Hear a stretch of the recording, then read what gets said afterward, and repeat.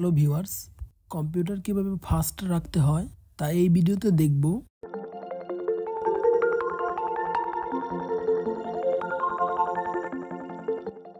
At first keyboard থেকে Windows এবং আর press করব, দেন রান অপশন শো করবে। এখন এখানে লিখব MRT, তারপর ওকেতে ক্লিক করব।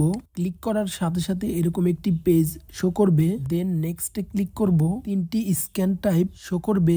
এর মধ্যে থেকে মাঝের যে অপশনটি দেখা যাচ্ছে full scan the entire system, note that this scan can take up to several hour on computer. এই অপশন সিলেক্ট করে জাস্ট নেক্সটে ক্লিক করে দিব, স্ক্যান হওয়া শুরু হয়ে যাবে। এটি স্ক্যান হতে মোটামুটি অনেকটা সময় লাগবে, যদিও অনেকটা সময় লাগে তারপরেও কম্পিউটারের জন্য এটি ভালো।